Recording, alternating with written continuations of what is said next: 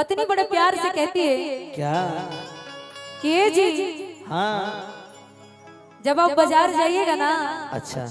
तो हमारा खातिर एगो साड़ी कीन के लेते आइएगा, अरे है ना। कहती है क्या क्या कि पिया हो पिया हाय हाय हाय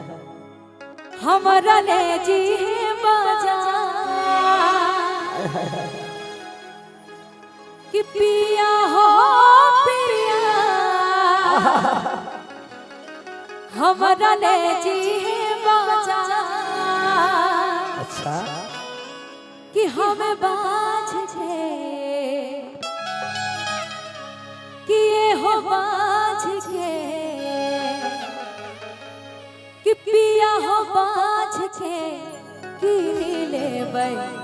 अरे साड़ी चमकदार, हाय हाय है ना। साड़ी का शौक सभी माताओं बहनों को रहती है, हमारी सारी भाभी लोग को भी रहती है कि नहीं। कहना मनीता जी क्या कि धानी गे धानी तोरा ले जाइबो बाजार, अच्छा कि धानी गे धानी तोरा ले जाइबो बाजार, कि तू बाच के हो तू बाच के कि निर्लिहा साड़ी चमकदार।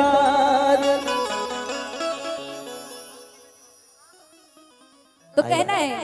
आइए, और मैं चाहूंगी थोड़े माताओं बहनों को भी साथ मिलेगा तो बड़ा अच्छा लगेगा, है ना। और कहेंगे क्या क्या ए पिया बाज के पिया हो बाज के ए पिया बाज के साड़ी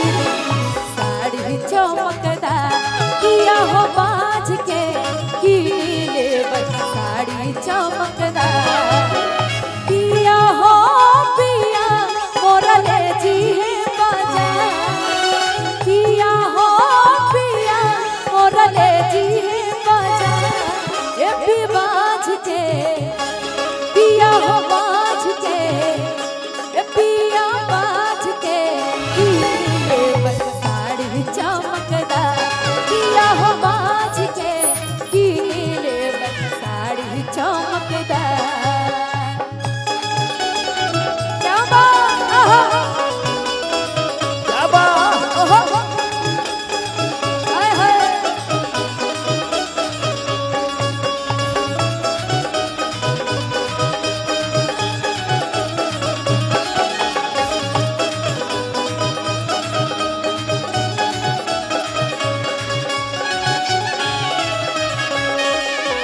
क्या बात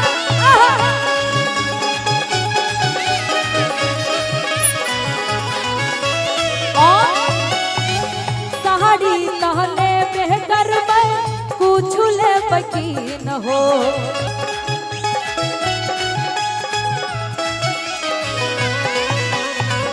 रानी हम पियावा हो मानली है गहना। क्या बात साड़ी तहले बेहतर मानली है गहना, रानी हम तोहरे हो कि नदी हगार, पिया हो पिया मोरा ले जी बाजार, धानी गे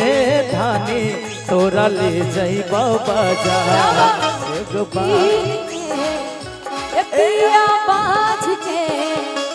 पिया हो बाज के लेबो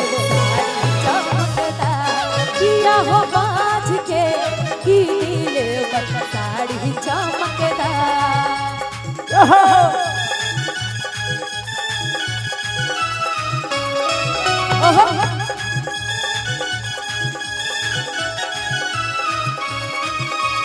ओहो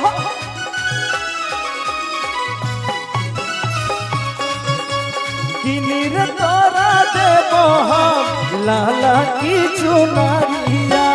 किनी देबो हम तोरा इसलिए तो साड़िया, किनी देबो हम तोरा साड़िया किनिर देबो तोरा साथ लाला की चुनरिया किनिर देबो तोरा साथ लाला की चुनरिया